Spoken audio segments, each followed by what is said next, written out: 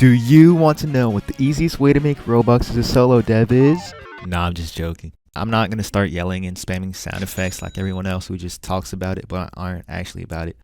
There's actually two very easy ways to make a ton of Robux as a dev. The first method is by doing commissions. This is the best method if you don't have enough experience to make a full game.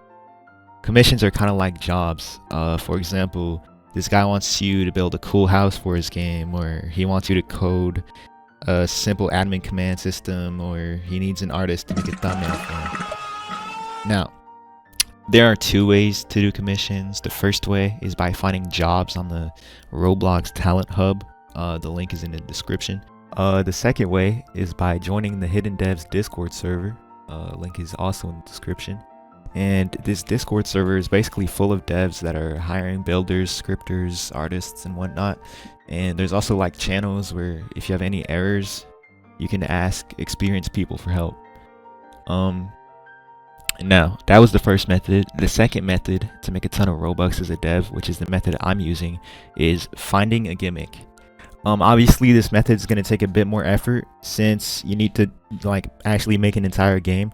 I'm going to take an example of my friend's game. It's called 1 Robux is equal to 2 shapes. And the entire gimmick is to make the server lag by spamming Robux, which therefore spams a ton of shapes, obviously. Now my game, called The Final Countdown, has 1.6 million visits. It's still pretty active, but it doesn't compare to its 2,000 players it once averaged. And basically the gimmick of my game is to strike curiosity. The game has a 1 million second timer, which saves and is global across all servers. This timer can be brought down by waiting it out, spending Robux, or simply by doing things in a game like completing an obby or by playing Plinko. Alright. Also, every time the timer approaches 0, there's like a massive spike of players, since everyone wants to find out what happens when it reaches 0, but since the game died down, there's no more spikes of players. Now here's the stats for both of our games.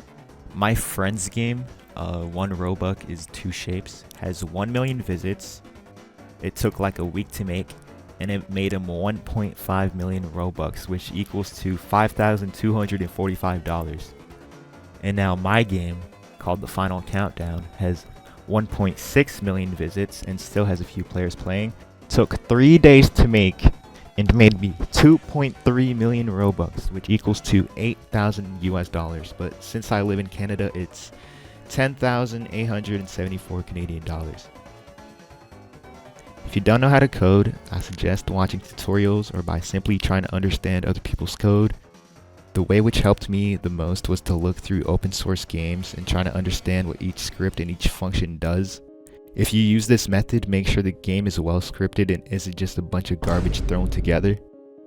Also keep in mind there's also tutorials on how to build and how to make GFX and art and whatnot.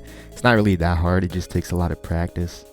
I bet after like a week or two of messing around in studio, you guys could be skilled enough to do commissions. And maybe like after 2 months or so, you can make a gimmick game like me and my friend and make thousands of dollars. The moment you give up is the moment you let someone else win, and everyone wants to view but nobody wants to climb. Remember that. For more videos, please subscribe and like. It would help me out a ton. And here's a funny video I made which you should definitely watch next.